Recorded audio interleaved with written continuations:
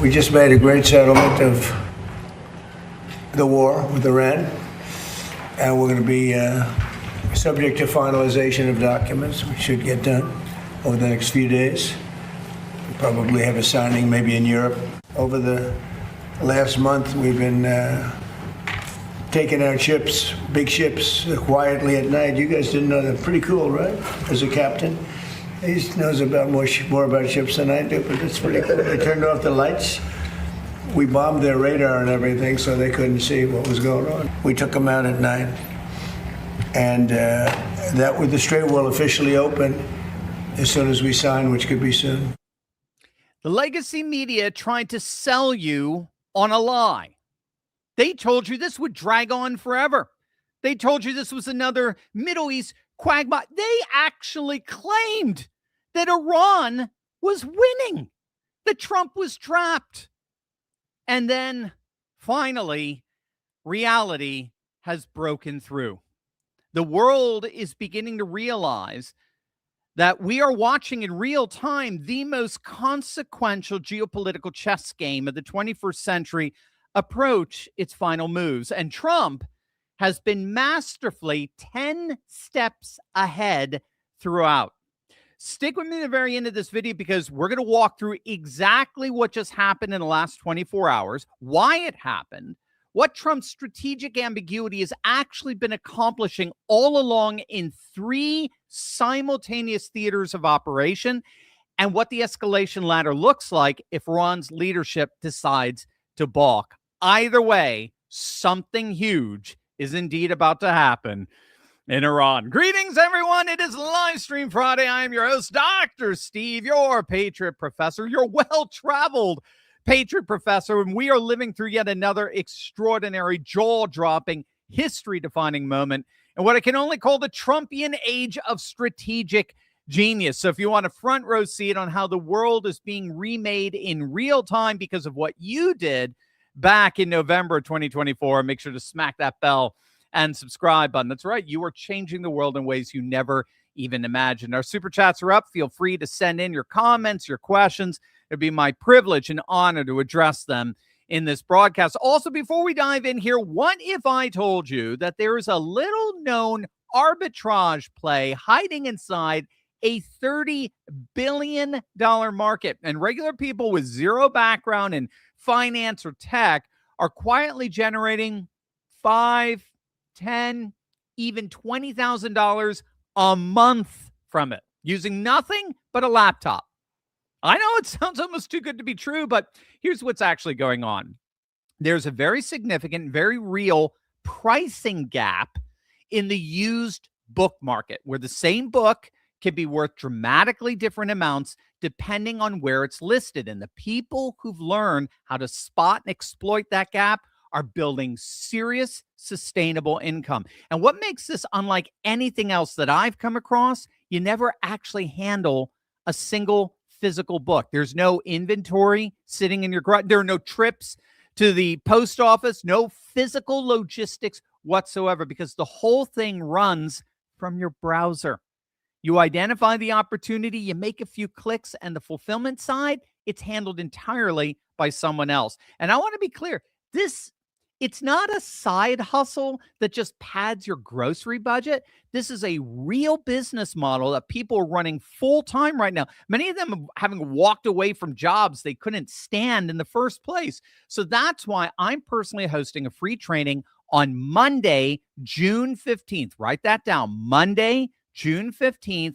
We're going to walk you through exactly how this system works. Start to finish, no filler, no theory, just the actual mechanics of how to find the opportunities and what to do with them. And I've gone deep on this, and I'm genuinely excited to show you what I found. So click the link below or type bkprofit.com/Turley into your browser, or scan the QR code on your screen to reserve your free spot right now, because, gang, you do not want to miss this one. If you love books and you want to make money, this is for you. You're going to absolutely love it. All right, let's dive right in here, gang. According to a report from NBC News, the U.S. military had already received its orders as of last night. Navy vessels had repositioned from massive strike operations. Munitions were loaded and ready. Military planners fully expected the operation to proceed because Trump himself had warned that morning on Truth Social that the United States would hit Iran, quote, very hard tonight. And then just hours before launch, the phone lines between Washington and Doha and Abu Dhabi and Islamabad started burning up. Senior officials from Qatar, the United Arab Emirates, and Pakistan reached the president directly and told him a deal is within reach. Stand down. We can get this done. Now, right there, that itself is huge. That diplomatic intervention by the UAE and Qatar and Pakistan is game-changing because this is all about the new U.S. brokered security architecture in the Middle East centered on the Abraham Accords. We have been talking about this for months now. Make no mistake. Trump wants the Arab Gulf countries to take the lead in resolving this into a lasting regional peace. That's precisely what the Abraham Accords are all about. That's what they were designed to do. They combine Israeli muscle with Arab money to secure a lasting peace and prosperity in the Middle East. That's what the Abraham Accords are all about. And so Trump agreed to stand down the operation that would have utterly decimated what's left of Iranian weaponry and infrastructure. Hours later, he was on Truth Social announcing that discussions with Iran had been, quote, brought to the highest level of Iranian leadership and approved, and that the United States naval blockade would remain in place until the documents are finalized. And then at a virtual tele-rally for Georgia gubernatorial candidate Burt Jones that same evening, Trump said something that stopped the room. Landslides, and it's an honor, and our country is doing really well. I don't know if you heard, but we ended the war with Iran today, and they have agreed never to have a nuclear weapon, something that we insisted on. That was the whole purpose. That was 95% of it, and they've done it in the most powerful way you can do it. So I just want to thank everybody for your support, and go out and vote for Burt. And I really appreciate it. He's an outstanding guy. And Burt, I'll give it back to you. Thank you very much. And he went on to say that today we have settled up with Iran. We made a great deal. There'll be no nuclear weapons. People will start coming home very soon. It's pretty much completed. We got everything we wanted. And speaking in the Oval Office, Trump expected the agreement to be finalized within days, with J.D. Vance potentially leading the American delegation to a signing ceremony in Europe, possibly as early as this weekend, in the next 48 hours or so. Now, of course, the legacy media, which is to information what pigeons are to statues, has to crap all over this by broadcasting Iranian propaganda, saying that Iran's foreign ministry spokesman is claiming that Tehran has not yet agreed to this. They haven't reached a final conclusion regarding an agreement. Iranian officials did acknowledge that negotiations are in advanced stages, but they stopped short of a full public confirmation. And who cares? That's, of course, because there is no single Iranian government. This is something the legacy media will never tell. We talked about this repeatedly. It's known as the Mosaic Doctrine. In the case of the Iranian regime's leadership being taken out, the regime had a contingent plan where it breaks up into a couple of dozen factions, each with the autonomy to make their own decisions apart from any centralized command and control. The fact that Iran has no coherent leadership and is constantly sending mixed messages is an admission that they are leaderless. Their centralized leadership has been obliterated, and now they're basically broken up into dozens of competing confederations. They're competing factions. That's the cute little detail that the legacy media always seems to like to omit from their so-called reporting. The Islamic Republic right now, more or less, is it's basically four different factions overall. You've got a supreme leader, Mojtaba, who hasn't actually been seen since he was appointed. His condition remains unknown. He may or may not be making decisions at all. It doesn't look like he is. It just, if he's alive, it just looks like he's a figurehead. You got a president, Pezeshkian, the popularly elected president, part of parliament. He reportedly just told this supposed supreme leader in writing that he wants to resign because he's got no power. So his position is basically pointless. You got a fractured IRGC that's taken over the government, the media apparatus, and whatever remains of the security structure. And you got a negotiating team that's all over the place in terms of demands and agreements and timetables because they don't know who to listen to. So this is all reflecting the fact that there is simply no coherent functioning government in Iran. So the questions that the legacy media keeps raising are largely irrelevant. They're questioning whether, will Iran make a deal? They're questioning whether the nuclear negotiations are going to succeed or whether the ceasefire will hold. And those questions are almost besides the point because what we're watching is not just a negotiation. It's not just a ceasefire. It is literally the structural disintegration of the Islamic Republic from within. An IRGC that has seized total control, but whose generals are being literally picked off one by one. A supreme leader who may be more ghost than ruler. A president who just tried to quit because he admitted he's got no power. And a propaganda infrastructure whose key figure, by the way, just got blown up in his own apartment. This is not the posture of a regime in a position of strength. Just imagine if it were the opposite. Just imagine if all these things were happening here in the United States. Trump, everyone in his inner circle, all wiped out, and we don't even know who's in charge. And can you imagine the legacy media saying, oh, definitely the United States is winning this? I mean, this is the posture of a regime in its final hours, clinging to the symbols of power while the substance drains away. Not to mention that they're financially bankrupt. Did I mention that? Their economy was collapsing before the first bomb fell. It's just literally imploded since. And not to mention that 80 million Iranians are poised to overthrow what's left of the regime. This is the unassailable advantage that Trump has over this entire situation. And this is what we have to understand is the context for Trump going back and forth, this oscillation between deal making and military threats.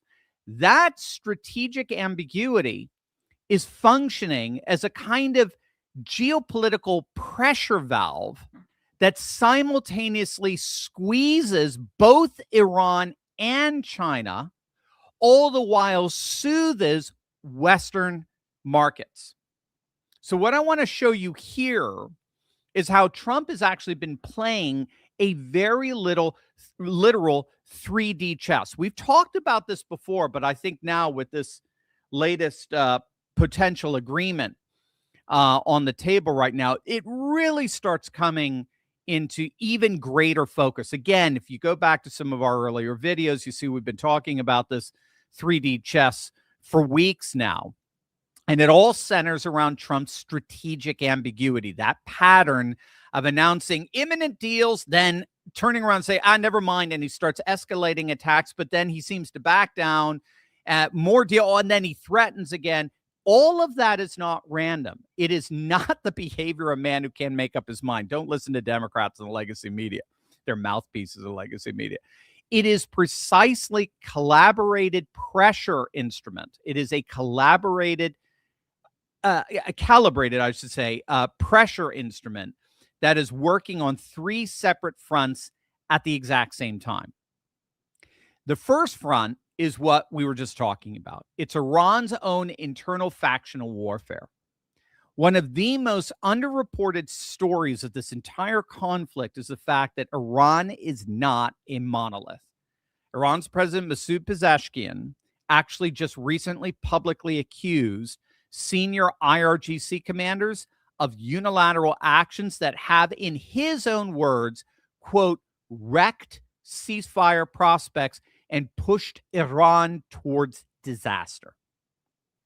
Iran's civilian government wants a deal, right? Their parliament, their popularly elected government, they want a deal. They want this to end. Iran's IRGC hardliners, they don't want a deal.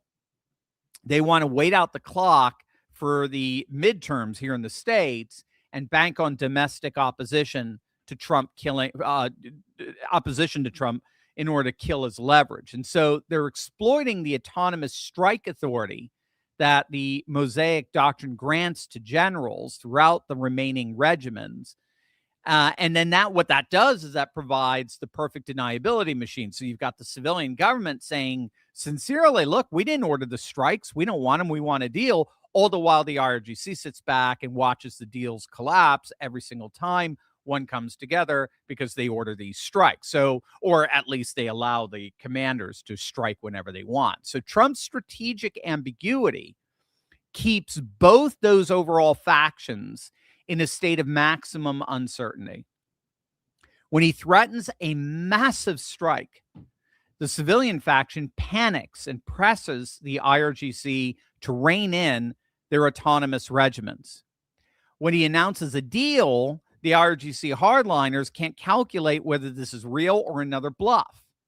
Neither faction can plan around him. And I believe it was Victor Davis Hans who pointed out the Iranian regime is now so economically devastated, having lost $500 billion of nuclear, industrial, and military investment over 50 years of buildup, burning through roughly $400-500 million a day in output in lost oil revenue, that the internal pressure to resolve this is becoming existential. It's becoming unsustainable.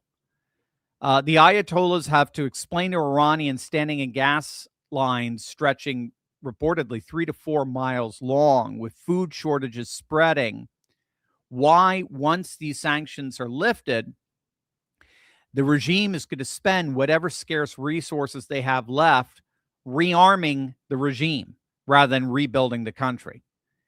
And that's the fracture point that Trump is pushing on. And it's precisely his unpredictability, his strategic ambiguity that keeps that fracture from healing. So that's the first strategic front. He's keeping these two overall factions, the popularly elected parliament wing and the IRGC wing, off balance on one end, and frankly, having them fight each other. The second strategic front is the strategic ambiguity directed towards China. And this is where the geopolitical picture becomes almost breathtaking in its intricacy, because here Trump is benefiting from a structural shift that was already happening while simultaneously accelerating and weaponizing it. So if you don't know, China imports roughly 11 million barrels of oil every single day. And before the Iran war, a significant portion of that came through very cheap sanction evading channels, which involved discounted Iranian crude, sanctioned Venezuelan oil, all the back channel energy deals that kept Beijing's massive manufacturing economy humming without paying full market price. We're going to talk about their business model in a second being totally disrupted. All of that now has been, in fact, devastated. Iran's oil is mostly blockaded, and Venezuela's output is now thoroughly under American control. And the Strait of Hormuz, again, is also effectively under American control, and China gets 40% of its oil from the strait. So we now know that China's oil imports in April collapsed to their lowest level in years, falling 29% to just 7.8 million barrels per day, down from 11 million, because the closure of the strait choked off the supply, particularly from Iran. Now, Bloomberg is reporting that China's been sitting on roughly 1.2 billion barrels of combined strategic and commercial stockpiles, plus 46 million barrels of Iranian crude already anchored offshore. And their calculation was, we can basically outlast this disruption. It's going to be temporary. Trump said it's only going to be a few weeks. We're good. But of course, Trump's ambiguity has denied China the one thing it needs to execute the plan effectively, and that's a clear timeline. If a deal happens tomorrow, prices collapse. Iran's oil floods back into the market, and China's huge stockpile looks like an expensive mistake. If the war continues another few months, China's reserves deplete at roughly 25 million barrels per month, and Beijing has to start paying a market premium for non-Middle East crude, which is exactly what the tariffs and the trade war have been doing to China from the other direction. Remember, now this is key. China's whole business model is predicated on cheap energy that they were getting primarily from Iran and Venezuela. Cheap energy means cheap goods and cheap exports. That business model is getting decimated. It's getting crushed. And as a result, China's getting squeezed from both sides simultaneously. Tariffs on its exports and an artificially constrained oil supply driving up the input costs of its manufacturing, basically destroying their business model from both sides. But here's the extraordinary twist in all of this. And this is the finding that deserves, I think, far more attention than it's getting. China may actually be learning to structurally use less oil, not just as a wartime coping mechanism, but as a permanent economic shift. So EV charging volumes surged 69% year over year in April. Sinopec reported gasoline sales falling 8% and diesel falling 6%. Goldman Sachs estimates Chinese gasoline consumption may have fallen as much as 20% from its peak. Rail ridership is up about 10%. What all of that means is that China's previously massive leverage over the global oil market, its status as the world's insatiable number one buyer, the country that would always absorb any increase in supply, is beginning to erode from the inside. And that structural demand destruction creates a vicious cycle for Beijing.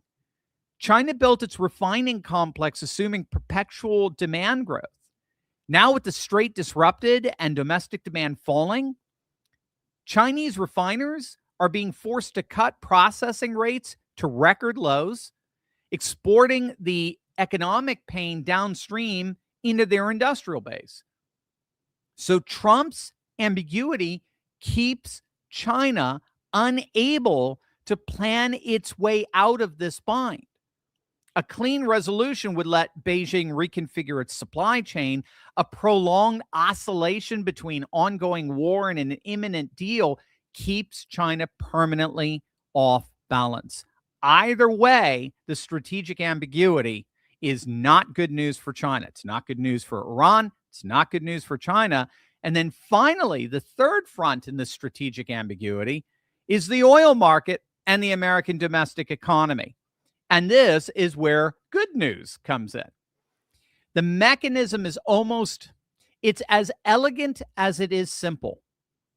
Every time Trump announces a deal or signals progress, we ended the war with Iran today, or negotiations are its final stages, or looks like we're going to be able to bring our troops home. It's all pretty much come. Whenever he makes statements like that, oil prices immediately plunge.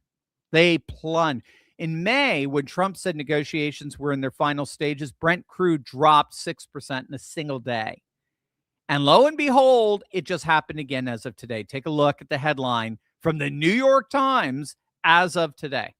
The markets are surging and oil prices are plunging as a result of that announcement that we just saw from the Oval Office. But, and this is absolutely crucial, when the ceasefire phrase, when Iran's autonomous divisions fire at a Gulf state airport, when Trump threatens to seize Karg Island, oil prices spike back up somewhat. So how is this all a good thing? The spike in prices incentivizes record American oil production because we're the most reliable in the world right now, given the uncertainty in the Gulf. It incentivizes record American oil production, which is quietly expanding at roughly 500,000 additional barrels per day. But at the same time, because enough oil is getting through the strait, as we've just found out, the prices remain low enough to avoid triggering the kind of $130, $200 plus shock that causes recessions and blows up consumer confidence. $200 a barrel shock and the like. Remember, that's what they were all predicting back in March and April, they being all the legacy media morons. Remember, the market is not pricing what's happening today, right? It's pricing what expects to happen tomorrow. It's a futures market. And Trump, who understands markets better than virtually any president in American history, is actively managing those expectations, keeping them in a sweet spot that serves American interests on every dimension simultaneously, both consumers to keep the prices per gallon relatively low, but also oil exporters, oil production within the United States by keeping things so uncertain that more and more countries are going to U.S. oil exports per day. This is 3D chess at its most magnificent. Trump's strategic ambiguity is bad news for Iran, bad news for China, and wonderful news across the board here in the United States. So, with all of that said, how does this conflict ultimately end? Obviously, this can't go on forever. That is exactly what we're about to find out. But first, if you are just joining us, our super chats are up, so feel free to send in your comments and questions. I'll be happy to answer them on our live stream here. Also, if you're suffering from joint pain, and who's not, it's not random. Doctors from the Wellness Center say it's your body stuck in a constant state of inflammation. Now, if you deal with arthritis, it's not just a little joint pain, right? It can feel like constant stiffness, swelling, and discomfort that makes everyday movement harder.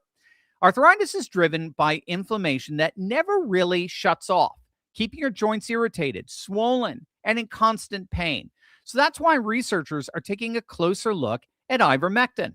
Now, originally developed as an anti-parasitic, ivermectin has been used safely for decades. Now, emerging research suggests it may help calm the body's inflammatory response, supporting less swelling, less joint breakdown, and more comfortable movement. The wellness company offers American-made ivermectin tablets, doctor-prescribed and delivered right to your front door after a simple online intake form. Now is your opportunity to experience its anti-inflammatory potential. Go to twc.health/Turley and use code Turley to save $45 off plus free shipping. That's twc.health/Turley. All right. So obviously at some point, this oscillation, this strategic ambiguity going between peace negotiations and more strikes, it's going to have to resolve. Either Iran's factional warfare produces a unified decision to accept the terms, right? And the terms have always been very clear. No nuclear enrichment, surrendering of the existing uranium stockpile, no more proxies, subsidies, open Strait of Hormuz. Or Trump faces a choice about how much farther and how much further he's willing to climb the escalation ladder. And make no mistake, that ladder has many rungs left on it, and the United States still holds overwhelming advantages at every level. This is just as a side note, this is the problem I have with anyone who even remotely insinuates that Iran is winning here.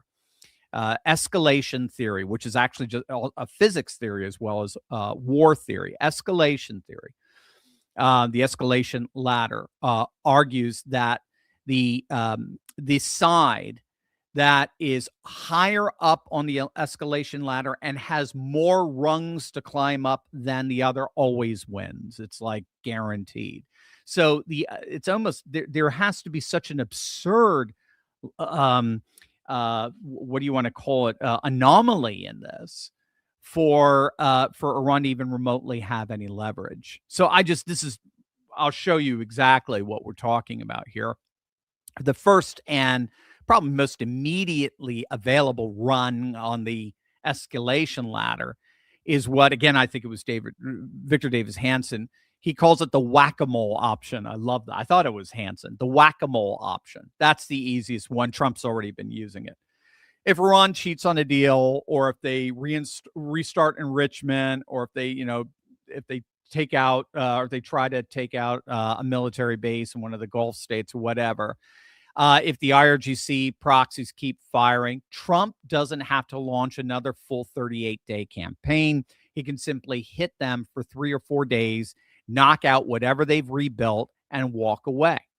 He's already demonstrated that numerous times, most recent as this week. And that credibility, that whack-a-mole credibility, is precisely what makes any deal Trump signs categorically different from the Obama deal. Obama signed a deal with a regime that immediately cheated because Obama had no stomach for the enforcement mechanism. Trump has demonstrated the enforcement mechanism. It's this whack-a-mole mechanism. He's used it. He's shown it. He'll use it again. The Iranians know that. So that's why they are, as Trump himself said, they are desperate for a deal a lot more than he is. The second rung in the escalation ladder is the infrastructure escalation. That's what Bill Clinton used against Serbia, or Barack Obama used in Libya. Neither one of those operations had the strategic coherence of what Trump could do if he chooses to use it. If you remember, Clinton bombed in that 70 straight day bombing of Belgrade. Clinton bombed every bridge on the Danube to cut off Belgrade. Then he took out all the electrical plants, so the population literally had no power. And keep in mind, this was against a population that was largely supportive of Milosevic. By contrast, that would happen in Iran with a population that is overwhelmingly opposed to the IRGC. The Iranian people are standing in gasoline lines, stretching miles, food shortages spreading, and they've got a regime that has squandered $500 billion on nuclear ambitions and proxy armies that have now all been dismantled, not to mention the massive aquifer shortage, the water shortage, 90% of their water reserves depleted. So if Trump chooses to knock out the dock works at Kargan, I don't think he would preserve the oil for a post-regime Iran. But if he were to knock out the dock works on Karg Island, which is basically Iran's ATM, it would make it physically impossible to load crude onto oil super tankers in the Strait, or it's actually in the Gulf. If he takes out the bridges and communication corridors opposite the Strait, if he systematically eliminates what remains of Iran's Mosquito Navy and its shore-based missile launch infrastructure along the Gulf corridor, he can render Iran's 2 remaining leverage cards, harassing Gulf shipping and threatening Gulf state infrastructure. He could render those effectively unplayable. Without those cards, Tehran literally has nothing to bargain with and an economy in free fall. And to make it even worse for Iran, this could be accomplished in a week. Just a week of heavy kinetic action, which still leaves Trump with months to get oil prices down before the November midterms. The third rung on the escalation ladder is the one that makes the IRGC hardliners truly desperate. And it's what happens after the regime's leverage has been fully removed. Remember, the key here is in negotiations, you always want your opponent to have some leverage so that they can at least market themselves as having come out on top. You want that. That's the way they're going to agree. Otherwise, they tend to dig down and they could go on a suicide mission. So you want to give them some leverage, leave them with some leverage. But in an escalation ladder, eventually you're going to take that out. If Iran accepts no enrichment, no proxy subsidies, if they accept opening the Strait of Hormuz, but then with all of their ability to project power wiped out, they then have to look at their own people and explain why, after all this destruction and suffering, they are going to spend their remaining scarce resources rearming the regime rather than rebuilding the country. And if they rearm, obviously they lose the people completely. If they don't rearm, they lose the IRGC's reason for existence. They can't project power. So that's the existential trap Trump has set, and it closes regardless of whether the deal is signed by diplomacy or forced by a second round of strikes.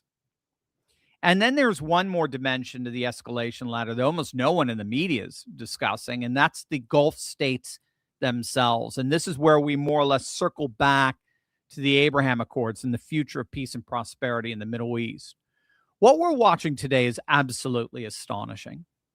We're watching the Gulf Cooperation Council nations, the GCC nations, 6 wealthy Arab states with roughly 600 combined combat aircraft, some of the most sophisticated in the world, quietly aligning themselves with Israel against a fellow Muslim country across the Gulf.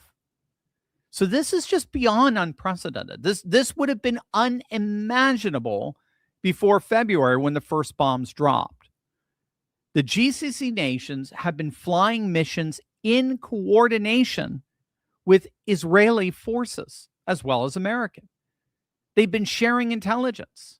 They've been lobbying Trump directly, as we saw this week when UAE and Qatari officials convinced Trump to stand down the strike. The Gulf states don't want a half measure. They want a fully resolved outcome.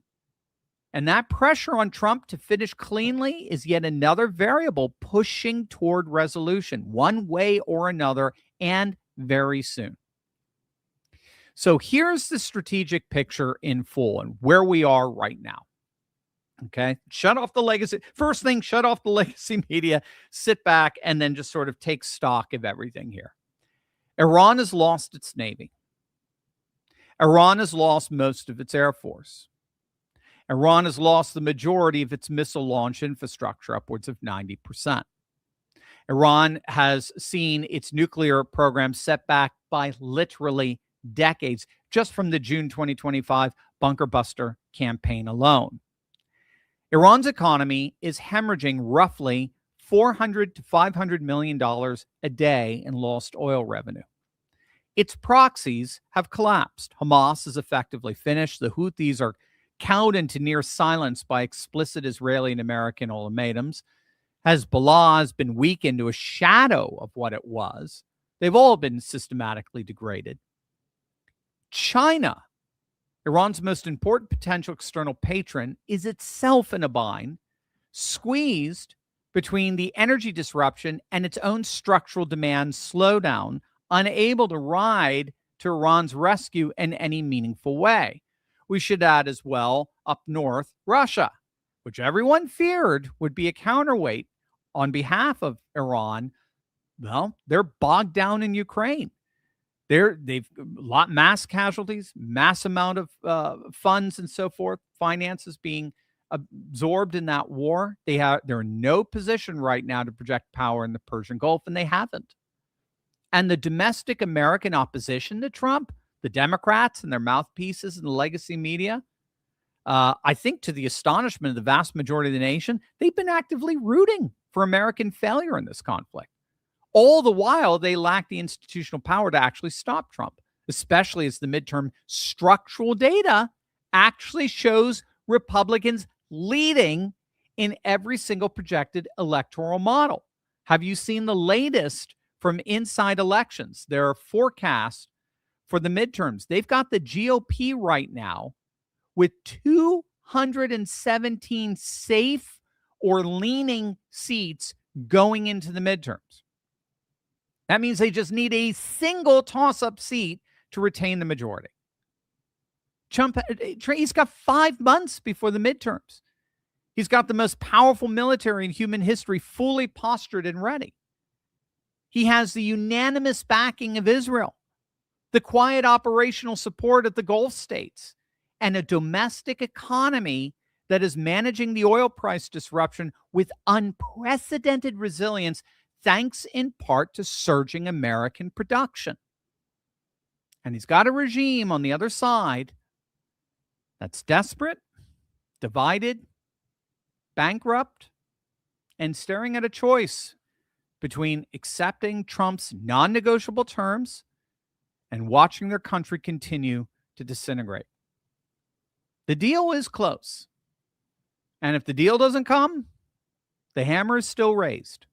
Either way, something huge is indeed about to happen in Iran. Over to you, gang. Over to you. Our super chats are up. Feel free to send in your questions. I'll be happy to answer them. My honor, my privilege. Also, did you know that U.S. life expectancy peaked at 78 years back in 2014, and global life expectancy is declining for the first time in 30 years because people are aging faster than ever before? And this is largely due to more toxins in the air and chemicals in our soil and our food and other external factors that are new to us. Now, what most people don't know is that we can actually fight aging on a cellular level. Scientists have discovered that kimchi actually slows the aging process of human cells, helping to protect them and delay aging. The power of nature can outweigh the power of pharmaceuticals without the nasty side effects. And now you can get all the benefits of kimchi in a simple capsule with Kimchi One. Now, I take Kimchi One every single day. I absolutely love it. Each capsule delivers over 900 probiotic strains, plus antioxidants and enzymes that support your digestion, your metabolism, and your skin health from the inside out. As we age, we become more susceptible to microbial threats, harmful viruses and bacteria. But the beauty is that Kimchi One is a natural antimicrobial, helping your body fight off harmful bacteria, viruses, and even toxins while boosting immunity and energy. Best of all, Kimchi One is 100% made right here in America. It's all natural, non-GMO. So do what I do, support your gut, protect your cells, and feel younger every day with Kimchi One from Brightcore. Today, you can get an exclusive offer by clicking the link below. Just use code Turley for 25% off your entire order, or for an even better deal, call my friends at Brightcore for up to 50% off your order and free shipping. Give them a call at 888-597-0233. That's 888-597-0233. All right, guys, over to you. What you got? What you got? Ken, why don't we hear anything about the Iran army? Are they sealed in the underground bunker cities or what? Yeah, that's a good question. Why don't we hear anything? Yeah, in many respects, they are in hiding. Remember, this is the first 5-generation war where it's not just land, sea, and air, but it's also the cyber cloud above. And then it's also the geopolitics. It's the astrosphere. So it's the satellite warfare that we're able to conduct in conjunction with AI, so that the kill chain, once we find positions, army positions, in the radar and the satellite, the kill chain that used to could take several days. That kill chain's been reduced to literally several seconds. So I would say they're primarily hiding. The regime is hiding. Again, generally speaking, it's really only the popularly elected form of government, the parliament, and President Pezeshkian and so on, their foreign minister, that are public right now. But in terms of being an IRGC commander, you're on a wanted poster, and you can easily find your demise very quickly if you're too let's just say too liberal in your outings. So yeah, I think they're more or less in hiding. MAGA 24 Ever, with the Trump administration focus on election fraud, when do you believe they will reveal all their findings in the 2020 fraud elections? Could you see the FBI raiding California, Orange County in a few weeks once all their ballots are tallied to show further proof? Yes, I do. And it's already there. They already have somebody from the Justice Department. They have a team there taking a look at how the election is playing out, particularly if I recall in LA. I don't know when they're going to roll out the 2020. Pretty soon. I think, again, it's going to be part of the justification for either a SAVE Act where Congress finally gets its act together. We now know we can get 51 votes with J.D. Vance presiding over the Senate. We can get 51 votes to pass it as a reconciliation bill. So we just need to get it passed as a reconciliation bill. But of course, again, you are dealing with 4 Republican senators proving once again that the Republican establishment occupies a very different cultural space than the people who vote for them. Scott Pressler has been saying this of like, why do I work so hard to elect Republicans when they always, without fail, seem to let down their constituents? They always seem to be at war with their own constituents. John Cornyn is doing it now. John Cornyn said, "Oh, we're gonna get destroyed in the midterms." Keep in mind, this is what these guys were saying about 2024. They literally exist to demoralize their base because they hate the rank and file Republican so much. So I think Trump is going to be using whatever and whenever he rolls it out, whatever the evidence is for 2020, as well as what we just saw in California, to justify some serious federalizing of election standards. I mean, remember what makes the California cheat so pernicious is that it's actually technically not cheating. It's actually built into their law. And this is what gives the legacy media their cover to be able to say that, California isn't doing anything wrong. They're not doing anything illegal. That's technically true. They're not doing anything illegal. What they have is every single person who goes into a DMV for a license gets registered to vote. Every single one. And we know that California it's the number one state that issues driver licenses to illegal migrants. Then you're not allowed to put a person's legal status on their voting file, on their voting registration. And then every single person who's registered to vote gets sent a mail-in ballot. Even people who have left California. I've heard firsthand testimony of people who have lived in LA County, for example, for 12 years, 10 years or so, and they still get email announcements saying that a mail-in ballot has been sent to their place of residence. So they don't know who's getting those mail-in ballots, and they don't know who's filling them out.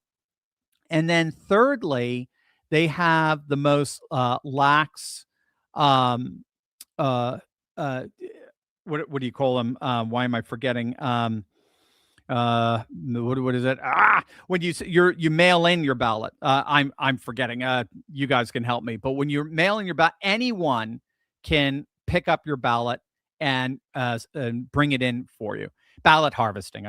I'm still a little bit tired from the traveling of Brazil. But yeah, the ballot, anyone can ballot harvest. Anyone. And there's no limit to how many, who can do it and how many ballots that they can return. And if they want to, they can throw those ballots out. There's no chain of custody.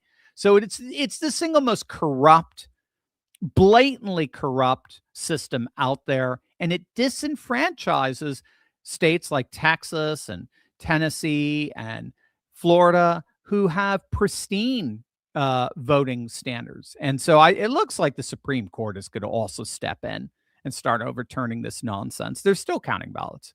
It's been over 2 weeks and they're still counting ballots. It's insane.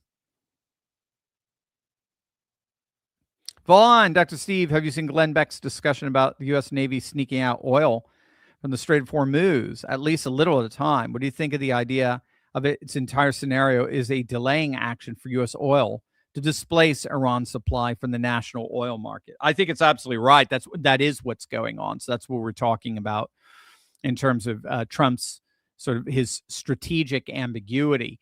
He he plunges oil prices, to give us relief at the pumps, but then he threatens to strike Iran. The oil prices go up, but not that much, because two factors: a significant amount of oil is coming through the Strait of Hormuz, clandestinely, as it were, and America has ramped up its oil exports at an unprecedented rate. So, yeah, we already saw it with Trump going to China and his sort of détente with them, a civilizationalist détente. China, he said, is already promised to buy more oil from WTI, is it, for the West Texas. And so, yeah, I mean, it's just, there's no question Trump is in the process of recalibrating the international oil market to center around the United States. And it looks like he's going to do something similar with Iran itself when all is said and done. Again, he's going to give Iran a major, how do you want to say it? He's going to give him a major carrot. He's going to give the regime some major carrots, just like he did with Venezuela. He got rid of the mullah, just like he got rid of Maduro. So he got rid of Khamenei and got rid of all the major IRGC hardliners and so on. And now it's a new breed, and he's just sifting through to find, and he's allowing them basically to destroy each other until they at some point can find a group that can work with Trump and finally put an end to this 47-year horror that has held both the Middle East, not large part of the world, hostage with their messianic multipolarity that sought an ultimate apocalyptic showdown with the great Satan. Richard, Dr. Steve, can you give more information on your trip to Brazil? Sure, Richard. Thank you for that. So what we did is we went down to Brazil to speak at the first ever what's called ACCS conference in Brazil. That's the Association of Classical Christian Schools. The ACCS is the largest classical Christian education organization in the United States. They started off with like 10 schools back in 1994. And now I think they're close to like 1,000. They're absolutely huge, hundreds of thousands of students. And it's an educational renewal that is helping to reawaken Christian civilization here in the United States, but now increasingly all over the world. So when I went to Hungary, to Budapest, that was for what's technically known as the ACCI, the Alliance of Classical Christian International Schools, or the International Classical Christian Alliance, something like that. And then we just did the first ACCS conference in Brazil for the whole state. I first spoke back in 2018 when there were no classical schools. It was their very first classical conference. All the parents were homeschooling, even though it was illegal at the time. It's still even technically illegal. They don't care. They're total renegades. I love them. Rebels with a cause, raising their children as in a Christian worldview and a Christian cosmovision through education. And then they said, well, we'll want to start schools. And I was like, back in the day, I was like, all right, well, good luck. It's pretty hard. So here we are 8 years later, and there's like 50 or 60 classical schools all over the country with literally tens of thousands of students. It was an amazing 3-day conference. And I spoke, I had 4 different talks, one with a homeschool conference at the beginning on Thursday, and then 3 talks at the classical school conference. And it was absolutely amazing. There's a miracle going on in Brazil, and it was beautiful to see.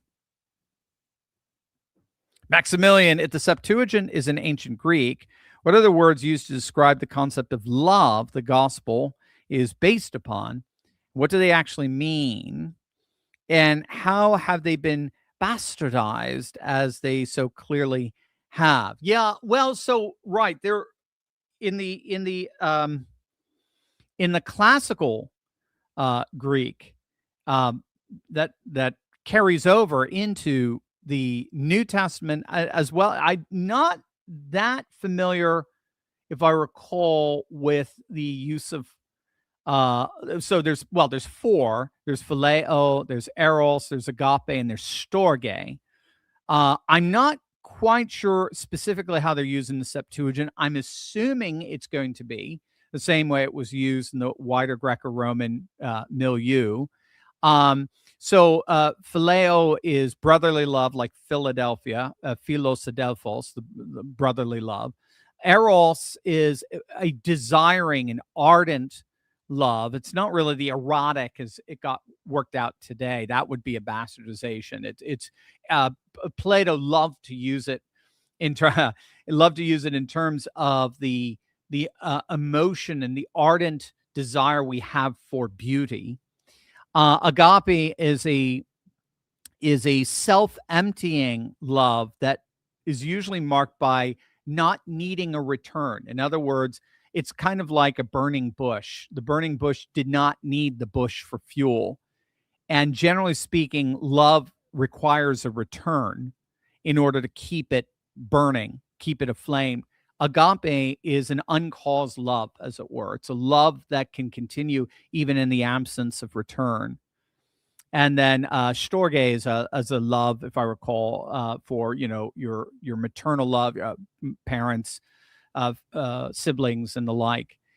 So our concept of love today is it's a very internal thing. So when we say like love wins, I'm king of love. I get to, in a classic liberal fashion, I'm emancipated from any social and cultural strictures as to who and how I may love. Love is 100% found within me. But in the classical Christian tradition, I cannot love unless I am first loved. Our love is what's known as epiphenomenal. It is microcosmic of a prior macrocosmic eternal love. That is the very reason for every square inch of the cosmos existence. It's one of the things I love about, I keep using that, J.R.R. Tolkien's Silmarillion. If you ever read the creation narrative in there, that's like, the genesis of Middle Earth in the first age, as they would call it. And Iluvatar, the god figure there, creates the world. It creates Middle Earth through music. Aslan does the same thing with Narnia. And the wonder of that, and ironically today we've got the major synthesizing cosmology, physics that's out there is known as string theory. And I'm certainly no expert on it, but string theory basically argues, as I understand it, is that vibrations create physical matter, and physical matter is held together by these vibrations, which again, of course, it questions whether or not these vibrations are physical or do they have a non-physical origin. And what's so beautiful here is if the world is awakened through a symphony of song, love is behind every square inch of the cosmos. The music is an oral expression of love. And so my love is derivative of a previous love that created me. And then in this sort of cosmic piety sense, then I'm called to love rightly. And that's what's called virtue. You heard J.D. Vance talk about this when he was talking in an interview about immigration. And he said, it all goes back to ordered loves. In ordered loves, I'm supposed to love my family first. Then I love my neighbor. Then I love my neighborhood. And I love my nation. And then I love other nations. Again, it's not that I'm loving them less, but there is an order to my loves. And there's supposed to be. I'm responsible for protecting my kids. Nobody else is. I am. Just as I'm responsible for brushing my teeth. No one else is. I am. So there is an right order to my loves. And much of what we call sin or disorder today it goes back to disordered loves, loving wrongly, loving the wrong things, loving things that stifle our human flourishing rather than foster it. So bottom line, I love because I was first loved, and then I'm supposed to align my loves with that eternal love so as to experience my highest flourishing, and that's what's known as virtue. Virtue isn't checking off boxes of being good. Virtue is loving what's truly lovely and desiring what's truly desirable, and hence experience my ultimate human flourishing. It's very interesting because when you read like Genesis 1, and God creates the world over and over, he says, and it's good, and it's good, and it's good. But when he creates humanity, it's the first time he says, and it's very good. That's what's known as the economy of goods. There's goodness in everything, but there's an order to that goodness, and wisdom discerns that order. And then what I'm supposed to do is align my loves with that economy of goods and love the way God loves. Then you read in Genesis 3, and the woman is enticed by the fruit of the tree. And it literally says she desired the fruit to make one wise. The fruit looked good. The fruit looked lovely. And all the descriptions are affectional, so that she ended up dislodging her loves from God's economy of goods. And that's bad. That's to love what we ought not to love ends up being, it turns love into lust, in effect. And so the self-surrendering of agape ends up turning into the self-controlling of lust, right? Because truth attracts, but lies seduce. And so what's the great command? What's at the heart of the law as Christ defined it, right? Upon what two commands does all the law hang? Love God, love neighbor. In other words, love rightly. So there you go. That's really, I would say, a theology of love that will put you in the right direction, at least. Thanks, Maximilian. You're always the best. Always the best questions. Robo Guy, how many times has the Iran war ended? I'm sorry, but I'm sick of it. Americans are struggling still. The left is causing chaos. Our elections are broken. Our country needs to be fixed. If the war's over, then end it. No, I hear you, Robo Guy. Sure. Hopefully, I mean, you caught the beginning of the show. I'm trying to explain there is a strategic ambiguity going on here that's benefiting us, believe it or not, while at the same time it is to the disadvantage of Iran and China. So Trump is playing some 3D chess here, but he is. I know. Look, you have to just trust the guy you voted for. Don't rely on. Certainly don't rely on the legacy media, but don't rely on influencers to give you a full picture of what's happening behind the scenes. I really appreciated Dan Bongino coming back, because I don't know if you're catching his show. He's just saying over and over again, guys, you don't know what's happening. I can't tell you. Right? I can't tell you, but you have no idea what's going on behind the scenes. But just trust the guy you voted for, because it's really all happening. And that's what you just have to trust. It's going to happen. And keep in mind what's happened, Robo Guy. For gosh sakes, dude.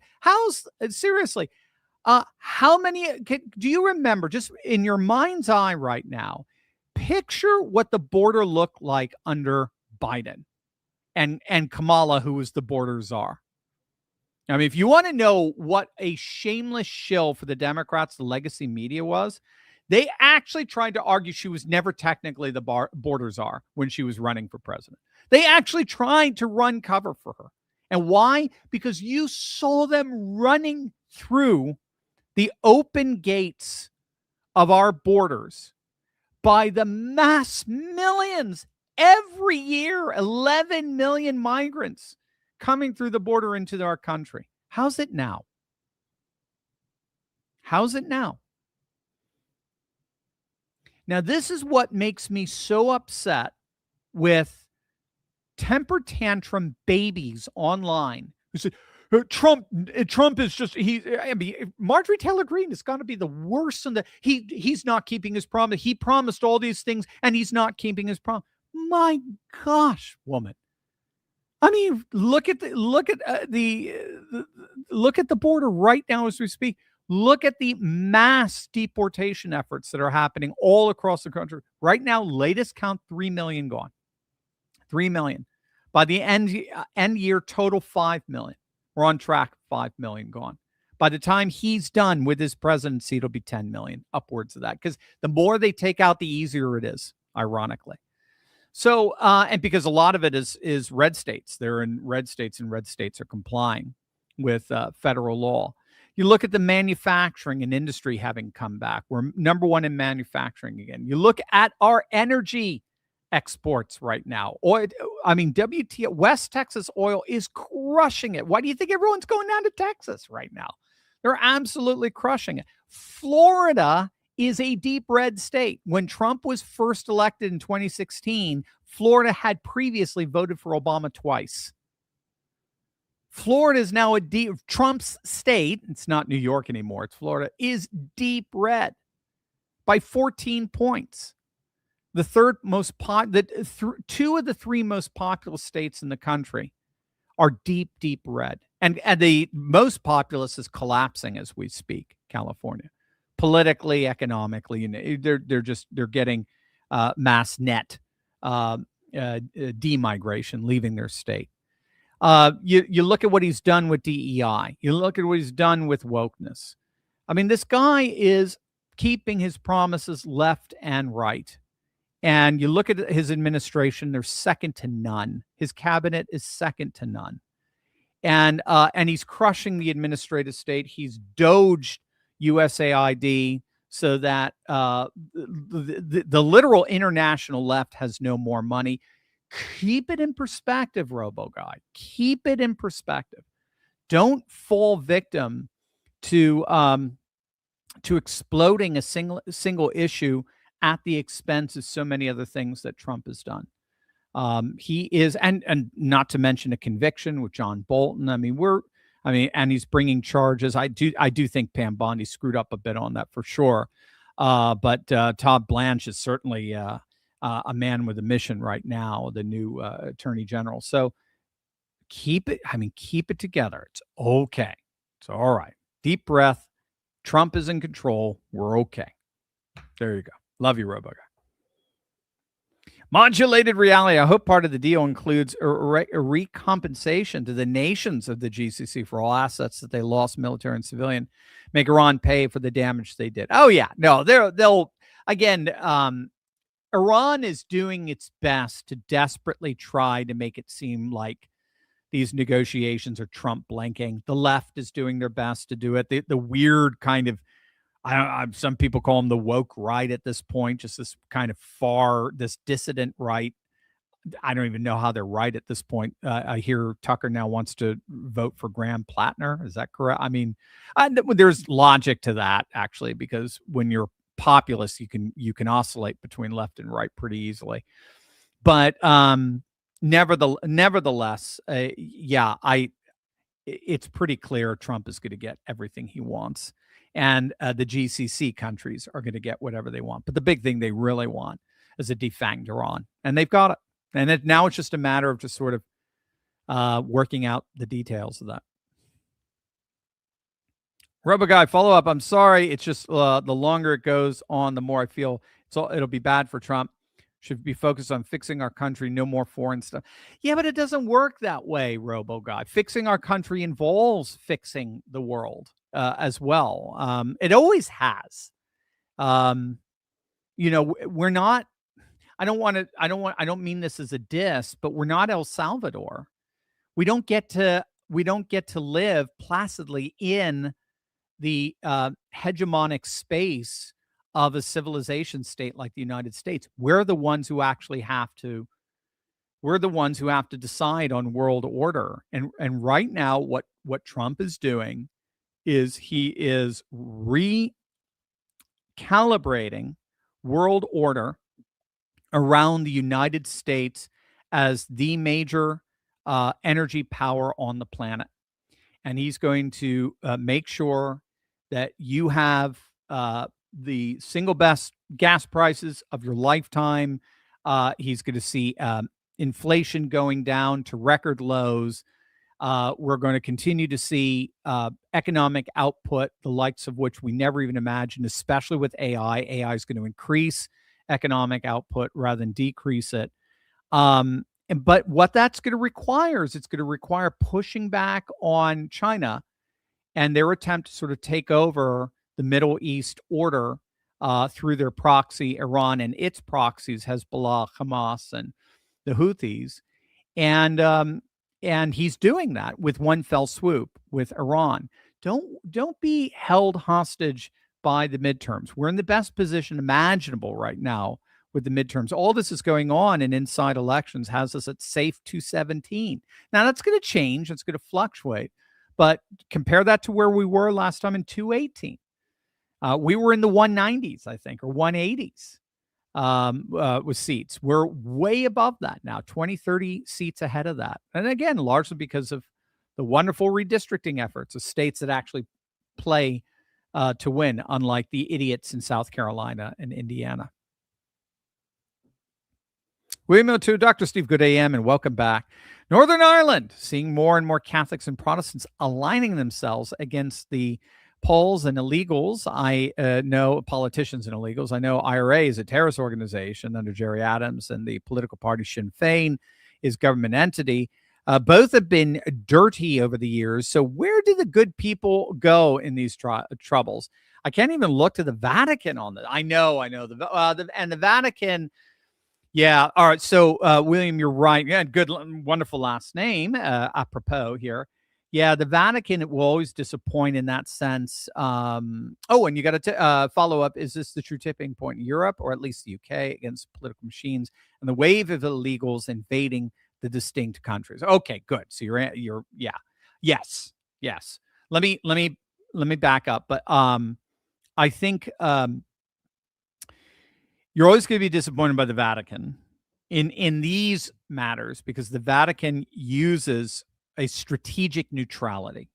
The Vatican tries not to, quote, take positions in matters of domestic or even international policy. They try to be the Switzerland that brings the peacemakers, that brings all parties together. I mean, and it has worked. I mean, I forget who was the Pope during the Cuban Missile Crisis, but the Vatican helped hammer out a peace between Khrushchev and Kennedy during that time. So, it can certainly come in handy, but by and large, the Vatican is not going to take a side on this, unfortunately. Like, say Patriarch Kirill in Russia took a very clear side, right or wrong. He just took a very clear side that Russia was going to fight against what he saw as the godless woke West, and that Russia's image as the Katahon,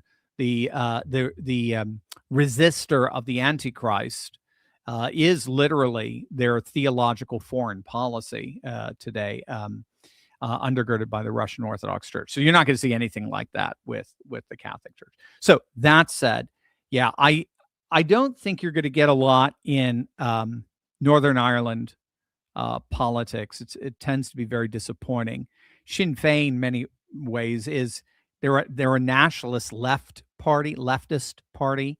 So they're gonna disappoint in that. I think in the end, it's going to have to come down, ironically, to Westminster and the massive shift that it looks like we're seeing with the rise of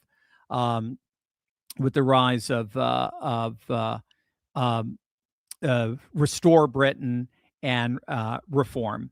Both of those movements are combining, it seems to me, to redefine and realign British politics. Now we'll have, and if it's nationally being set by Reform and Rupert Lowe's, Rupert Lowe's Reform Party, and I'm getting them mixed up. Restore Britain Party, and then Nigel Farage's Reform UK. If those are the new standard bearers of the kingdom, then Northern Ireland is going to they're going to benefit from that, obviously. indirectly. But in terms of Northern Ireland politics itself, I just don't see it at this point. I don't see any political party that's going to come to their rescue. So then that means you'll open up space for a bootlegger, and that's what's happened. It's what happened with Rupert Lowe. It's what happened with Nigel Farage. It's just political outsiders all of a sudden become mainstream. They find their point of entering into mainstream politics because the majority of the population is so disillusioned with the establishment and the status quo. And I think that's what you're seeing in Belfast. I think that's what you're seeing throughout the whole of Northern Ireland, as you should.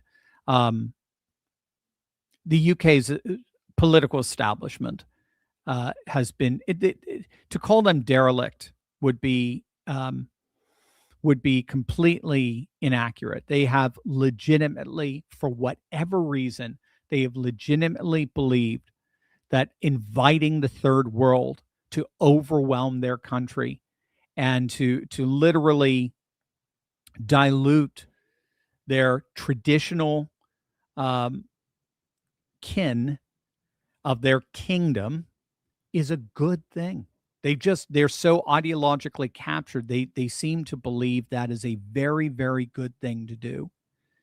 And they are destroying the country, and deliberately so. And then they call you a racist if you oppose their destruction of the country. And that's just it can't last. So the question is, will the uprising come before it reaches, like you're saying, in this case, reaching a tipping point the other way? Because again, remember, Mamdani won overwhelmingly with voters who were not born in the United States, whereas Cuomo and Suila won overwhelmingly with voters who were born in the United States. So you're seeing sort of America versus post-America, or in this case, a UK versus post-UK electorate emerge. And it may be too late for New York. I sure hope it's not too late for an entire nation or kingdom like the UK. Dan, I'm a pharmacist. When Trump ran in 2016, I thought all the problems with healthcare would be solved because he noted the state insurance monopolies. I wish he'd get rid of the laws that caused that. I would like to see that too. But that is going to take some congressional input there, as I understand it. But yes, I would like. I mean, he has done a lot with Trump RX to bring prices down, it seemed to me. But you would know more since you're on the front lines. ROT, oh, great. And Larid, Patriot Professor. If we were to get an end of the war deal soon, are we really sure Iran will honor it and keep their promises? What's to say they won't try all the same things again? I guess what I'm saying is, what's next? Yeah, so that's where the whack-a-mole, that's what Victor Davis Hanson calls it, the whack-a-mole strategy Trump has. It works. So you have enough. So Obama had no interest in confronting Iran. He had none. I think he believed the propaganda. Oh, also our military has gone through a huge reboot since both with Trump 1.0 and Trump 2.0 and Pete Hegseth now. But he didn't. I don't think he believed we could take on Iran. So he had no enforcement mechanism with the Obama deal, whereas Trump has an intrinsic enforcement mechanism. He's rendered Iran largely inert. He's largely defanged them. They can't project power. And so you have enough of a force out there kept in the region to help police the Persian Gulf and the Strait and so on. And that can engage in escalatory attacks anytime Iran begins to wane on their obligations and commitments. So that's what makes this one different. Kevin, I thought that President Trump was strategically attempting to put the Iranian people in a position to actually be able to remove the IRGC leadership. Would it be in the world's best interest to literally place and execute on-site order on IRGC leadership and troops at this point?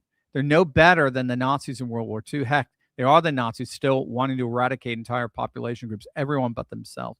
Yeah, no, I think you're on to it, Kevin. So what I think Trump has been, so as I understand, there's two things going on. One, whenever you're negotiating, you have to leave some leverage for the other side. I think in many ways, this is one of the reasons why MacArthur allowed for Japan to maintain the monarchy, their imperial throne, although the emperor had to swear that he was, or had to renounce his claim to divinity. But it was a way of being able to say to Japan, you didn't lose everything, right? Yeah, you lost a lot. It was unconditional surrender. And we're going to write a constitution for you and we're going to more or less take over the military, but you're still staying in Japan. There's still plenty to live for, as it were. And that's what you're trying to do for the regime. You're trying to say, look, you can continue. This is the Venezuela playbook. You can continue. There's just new rules now, and we'll even help take care of you if you need it. But there is new rules for you now, and you want to take those rules because it's the best way forward. That's the first thing they're trying to do. Leave enough in place for negotiations to be successful. And then the second thing, leave enough in place so that the people, the 80 million Iranians, have a country still there to be able to function in the post-regime era. Whatever comes out of this is going to be very different than what was prior to it. And so this is the concern I think Trump has, blowing up the electrical grids and the bridges and the infrastructural targets and the like, because then in the end, it is going to hurt the Iranian people. And he's trying to prevent that. But again, it's all there. And eliminating the top brass who have emerged as top brass in the fractured IRGC definitely is a legitimate target. And so again, there's so much still on there in terms of the rungs of the escalation ladder. And Trump knows what's going on behind the scenes far better than any of us. And so, again, we just have to trust the guy who's in charge and the guy we voted for. In the end, though, I don't think this regime, either way, is going to survive. Something else is going to replace it. It could still be members of the regime. They still could be called IRGC, but it's going to be something very, very different than before February 28th. Edwin, if the legacy media is nothing but propaganda machine for the Democrats, why can't the government just take away their license? The state newspaper in Russia was called Pravda, which literally means truth, but they control the information in the country. I wish all Americans would just stop watching all legacy media. So let me go backwards. Largely, they have. That's the good news. They've never had their ratings so low, and they have never had their trust levels so low. So Gallup has been doing public institution trust levels now for 40 years or so. And we have never seen the legacy media with a public trust that's so low. And really, in the end, it's only Democrats and left-leaning independents that avail themselves of it. On any given night, Walter Cronkite could speak to 30 million people on any given night. And that's when our country was about 250 million or so in the, say, 60s and 70s and so on. Today, you take the entire legacy media apparatus combined, ABC, CBS, NBC, the networks, and the cable news, and even with Fox included, combined, they don't even hit 20 million. And that's, by the way, with over 350 million people. So really, you're talking about a very, very small portion of the population that actually avails itself of the legacy media. And when it comes to newspapers, it's even worse. Newspaper circulation's at its lowest point since World War II. So look, in the end, no one cares about it anymore. Now, in terms of take away their license, I don't know why the FCC has not. That's the one thing I'm not sure how to interpret Trump with. this strategic ambiguity of, yeah, we're just going to yank their license because all they are propaganda machine. And again, why is CBS guaranteed this particular, frequency or whatever they call? Why are they guaranteed that? They should be playing on the free market as everybody else.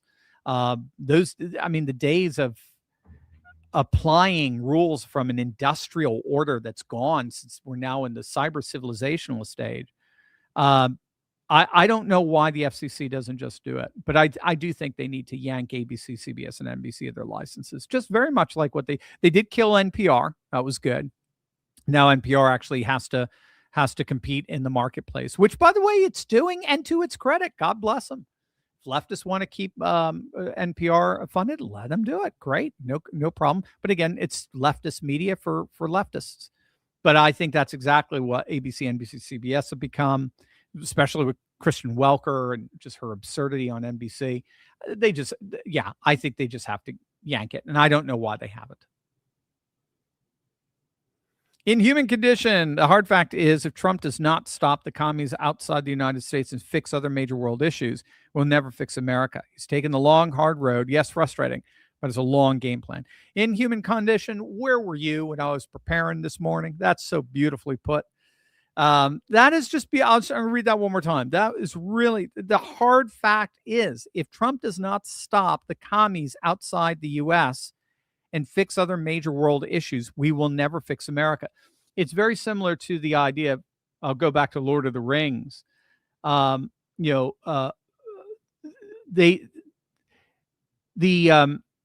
hobbits in the Shire lived a placid existence, a wonderfully placid existence, but it had one throwback.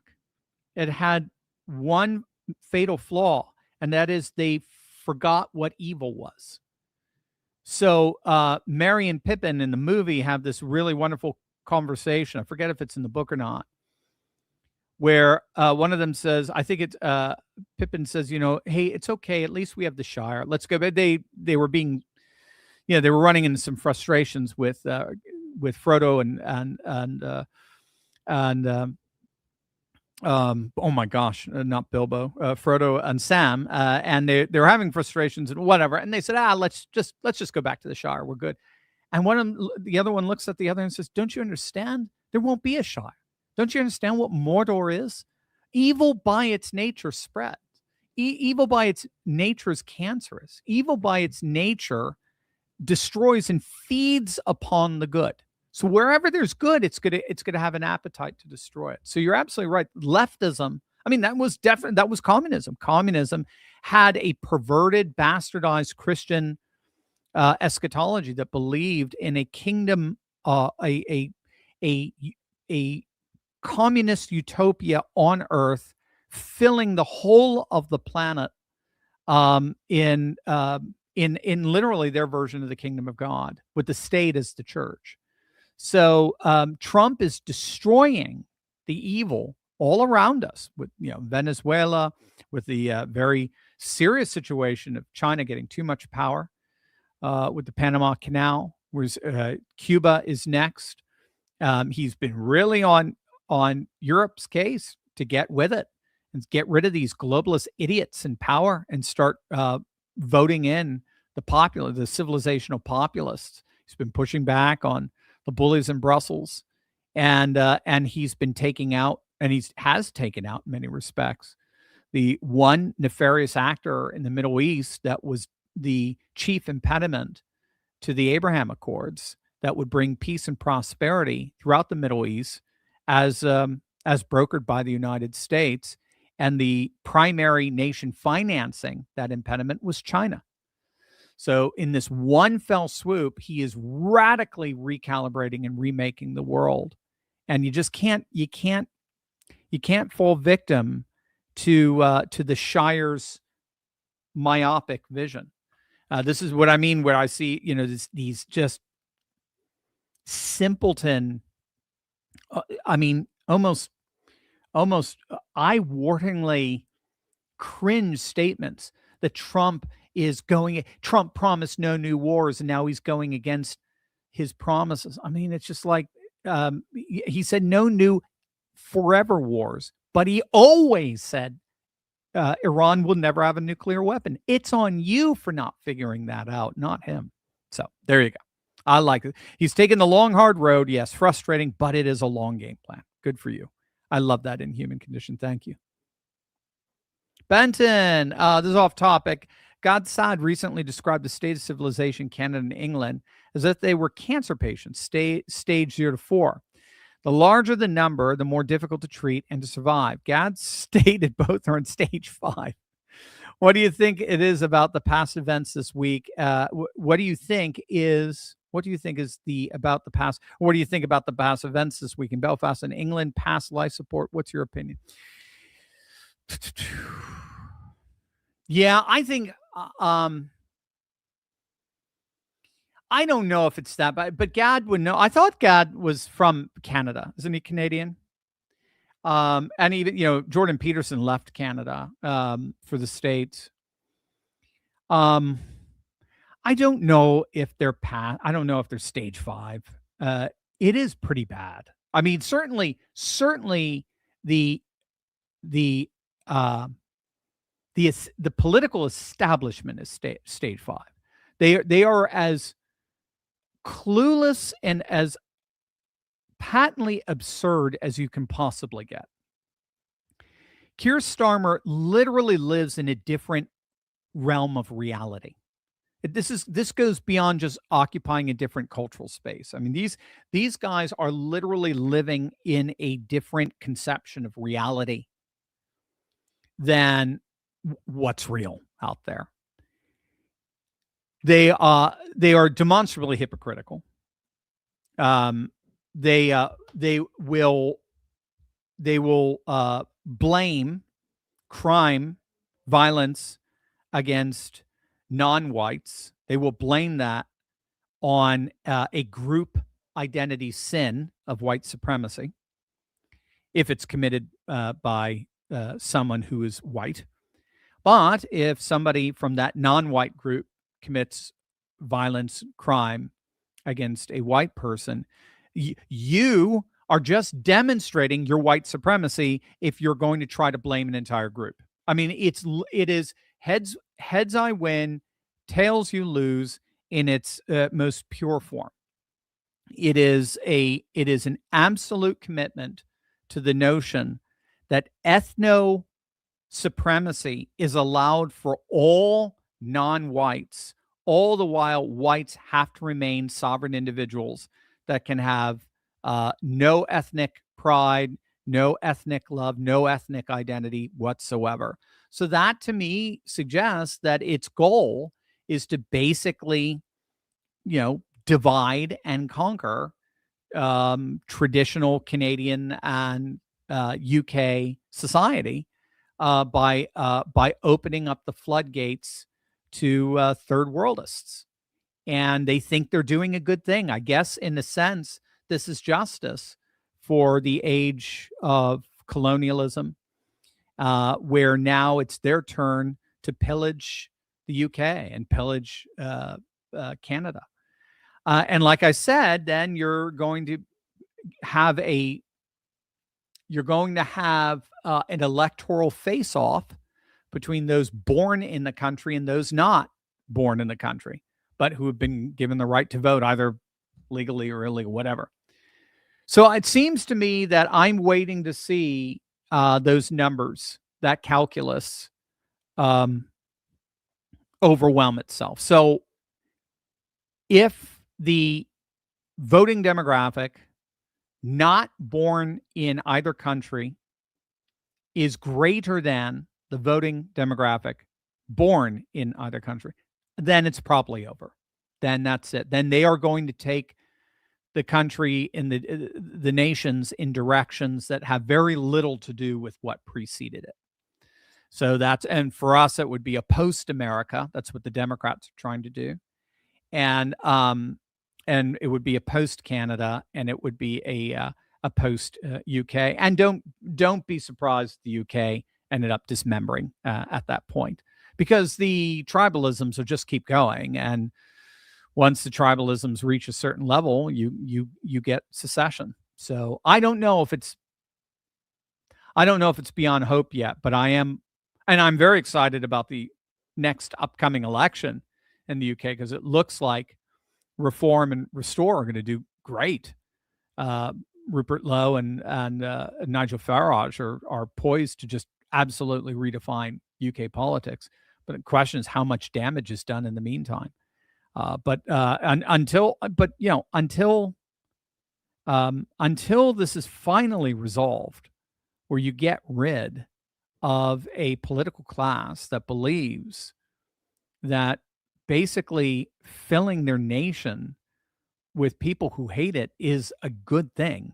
Until that is resolved, they're just going to continue to go down this disastrous route of what at one level, ecophobia, that the hatred of one's own, that would be the establishment and the people who vote for them, who were nevertheless born in those countries, and third worldists who see this as their opportunity to wreak revenge and to pillage a segment of Western civilization that they believe is the ultimate evil. So until then, it's just going to be a disaster.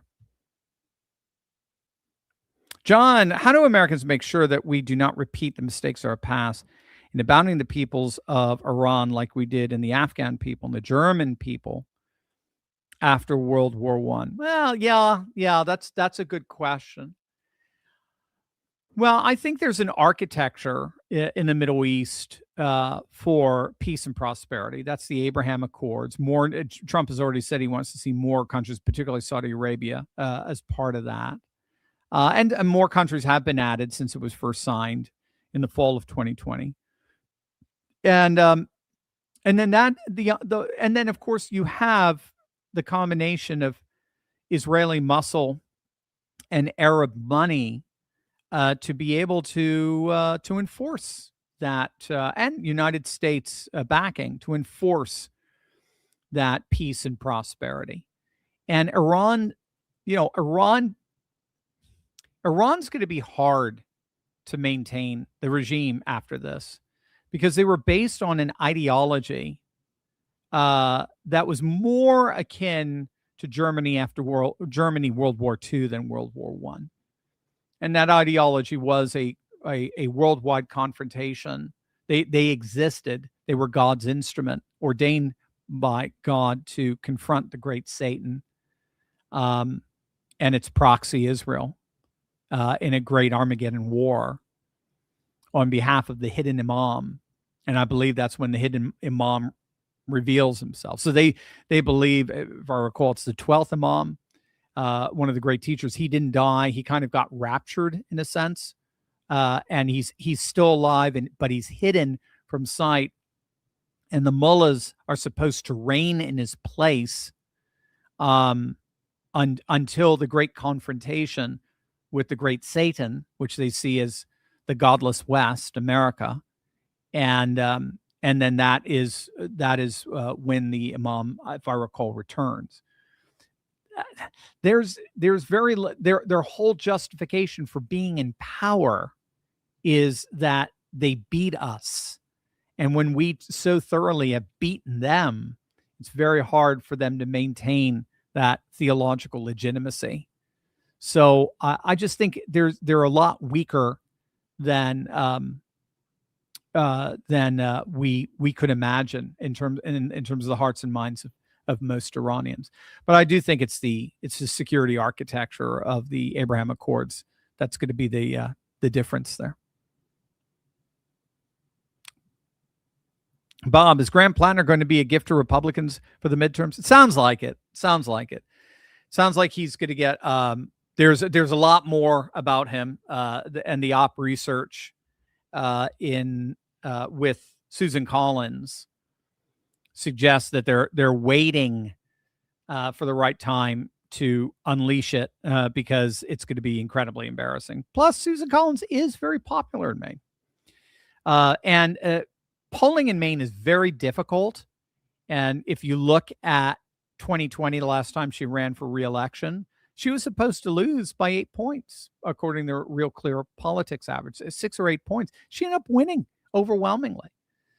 She always pulls it off. She's brought billions of dollars to Maine. She's a very high-ranking senator, and to replace her with a nobody like Graham Plattner, just so that they can do performative art, just so you can run around and message and not do anything useful, kind of like a Tom Massey. I mean, again, Democrats want revenge against Trump, so they're going in that direction. But it doesn't look like it's a very good sell. I think the governor there would have been a much more challenging challenger for Susan Collins, but the Maine voters generally in the end go with Susan, but you won't see it with the polls necessarily, even though the polls right now are neck and neck, which is not good for Plattner. Rebel Squirrel, Dr. Steve, is Clausewitz, if Clausewitz is right that war is politics by other means, is the obverse also correct, that politics is another form of warfare? Yeah, I think so. I mean, that's the way our founding fathers thought about it, in a sense, where they said we use ballots rather than bullets, right? We use ballots rather than, but we actually get a regime change every 4 years, or the opportunity for a regime change, theoretically, every 4 years. I think that's what made the administrative state so pernicious. And we do it with ballots rather than bullets. So absolutely. Generally, historically speaking, the only way you get a regime change is through bullets. But ballots provide the measure in the American Republic. Dale, hey, Doc, what about the dust Trump wants? If he gets it or already has it, he can prove where it came from, right? What if it came from us? Oh, my gosh, or Israel? Oh, that's a good. I don't know I don't know about that. It would be interesting if it came from us. I say it came from Israel almost seems beyond insane, but it could be. I don't know. I'd have to look at that. I have no idea. I haven't even considered it. MDE, do you see third term scenario for Trump? I'd love it, but no, I don't. I just don't see how it could pass, but I would love it. But even the betting markets, I think he's more likely to be president than AOC, something like that in 2028. Texas and La Shock, what do you think is the status of the Islamic takeover of the United States? I've seen some who seem convinced it's practically inevitable at this point, and we're going to wake up under Sharia law any day now. Well, that's silly. That's obviously, there's not a shred of evidence for something so apocalyptic. It is happening in municipalities. So there is what's known as, there's two forces combining. So what you're seeing is third worldism, and you're seeing municipal socialism. So those two forces are coming together on the left. Third worldism is the idea that the Western civilization is the ultimate evil in the world. And therefore, the third world resistance to first world oppression is the side of the angels. They are, by definition, good, and that anyone who is interested in justice and being on the side of the one who's morally right, then you have to be on the side of the third worldists. And Islam tends to be the predominant religion within the third world. So you have to be on the side of Islamic third world resistance. That is now conjoining in our city politics, our urban politics, with municipal socialism, where just the left is just going more and more left. They blame all their problems on racial injustice and social injustices and so forth. And that all is cultural Marxist talk for increasing the power of collectivism. And those two now combine in Mamdani, or they're increasingly combining with Ilhan Omar, where she's a representative, but in Dearborn, Michigan, Hamtramck, Michigan, with the all Muslim and all Democrat city council there. But we're far off from that actually taking over. It is producing more candidates that sort of toxic blend of third worldism and municipal socialism. It is producing more and more Islamic candidates on the left.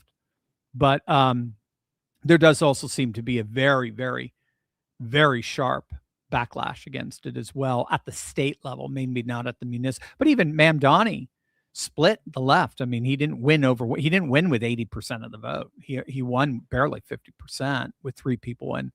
So, it's not like the left really buys into that entirely, but a very substantial portion does. But we're way, way from any kind of Islamic takeover. Joan, I'm very concerned about what's going on with the Muslims and other pagan religions trying to take root in Texas and uproot both their culture and American jobs. The Frisco City Council flipped off their concerned citizens, short of finding some loophole to send them all back where they came from. What do you see as the solution? It'll be top down. It'll be from Austin, ironically, right?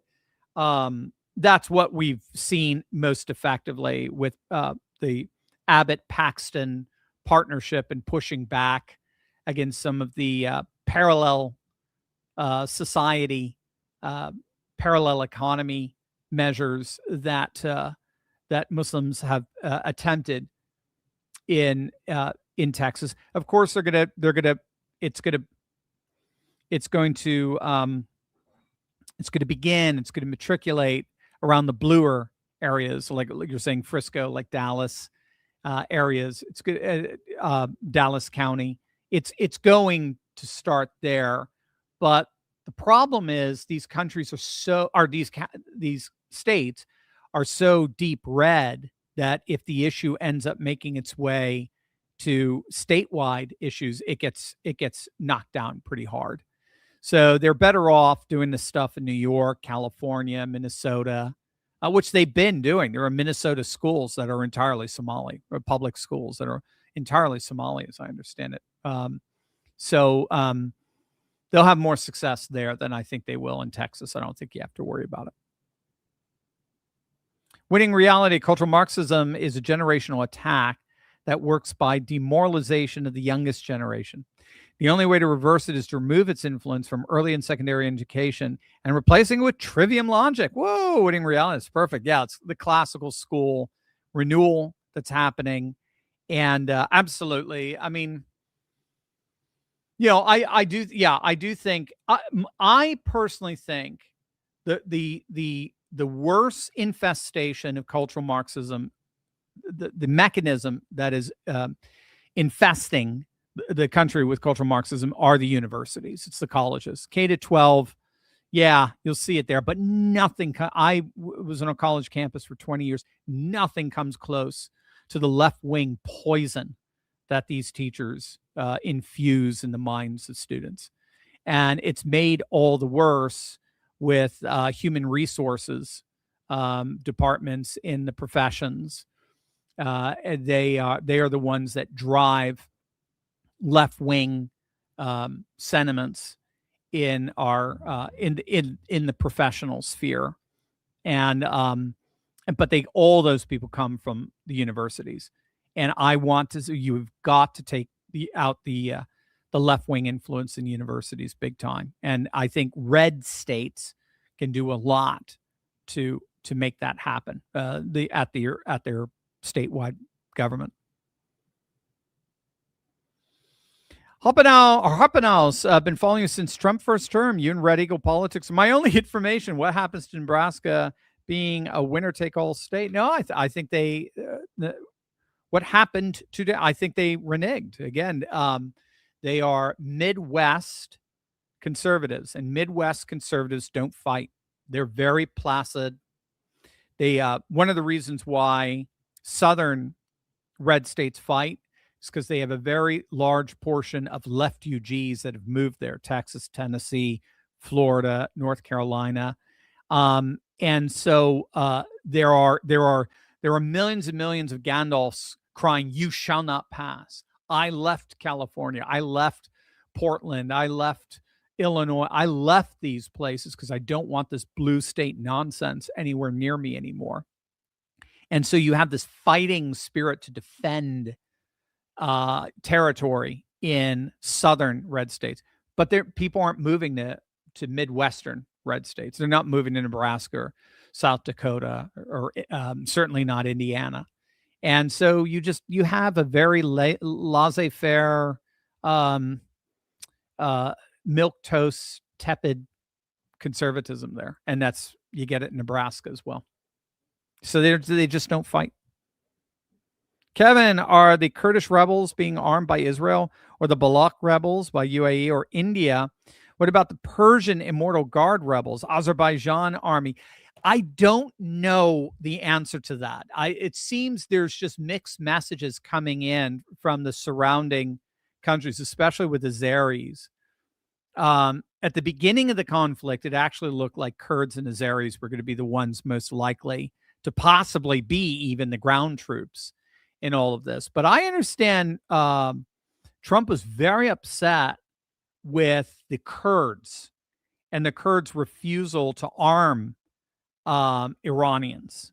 But again, we don't know what's psyop and what's real. We just don't. There's so much going on right now in terms of trying to maintain a theater of ambiguity so as to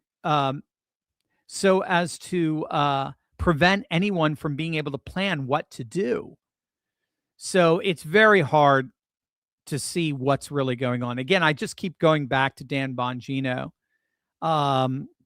who keeps saying, guys, trust the plan. Literally, trust it. I've seen it all going on behind the scenes. There's amazing stuff going on. You just got to trust it. But in terms of the other regional actors being armed and what their role is on it, again, you had UAE and Saudi Arabia apparently engaging in strikes during the first 30 days of the war. They just didn't admit to it at first, but apparently that was confirmed with some military Pentagon leaks. Let's just put it this way: they did not deny it, and so that's what I tend to look for. If there's no denial from the other side, remember, countries, I know it's weird, but there's been studies on this. Countries rarely lie to each other, but they lie to their own population all the time. Countries rarely lie to each other. They actually, Iran does, I know, but generally speaking, countries like to maintain healthy relationships with their neighbors and nations around them. They don't want a war. They don't want to ruin the gig they've got. So they tend to be actually very honest with countries. That doesn't mean they're going to spill their guts. That doesn't mean they're going to tell you everything. But if they say they're going to do something, they generally do it. Or if they can say how they're going to engage in something, they use that protocol and so forth. They lie to their own citizens all the time. So that's where the lying is found. But but with war, a lot of those rules change. And there's a lot of ambiguity and a lot of smoke and smog and so on. So all of that's to say, I don't know.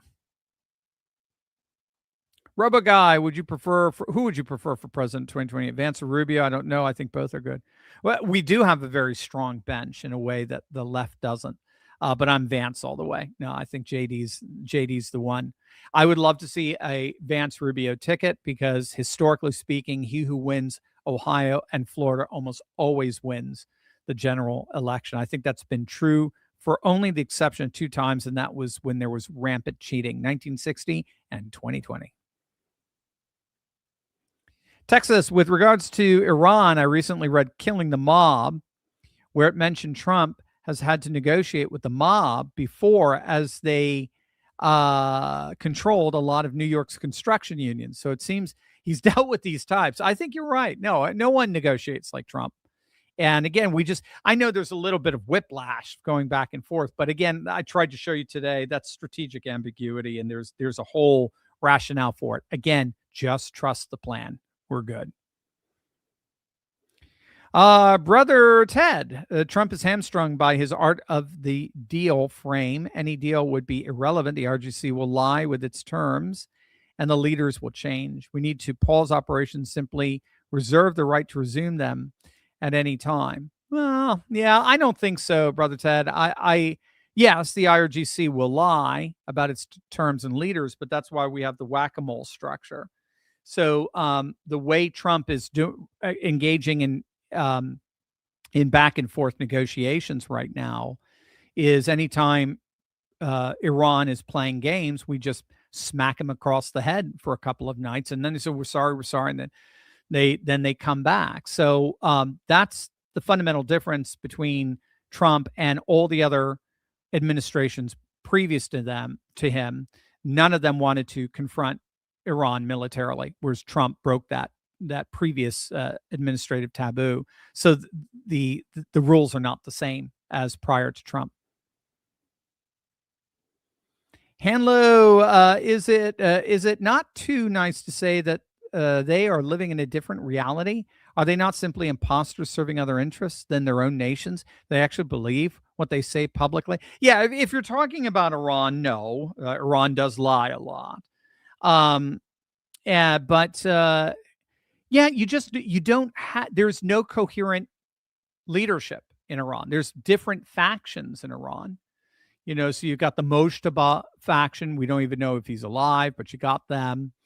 You've got the parliamentary section, the duly elected groups. That's Pezeshkian, their president.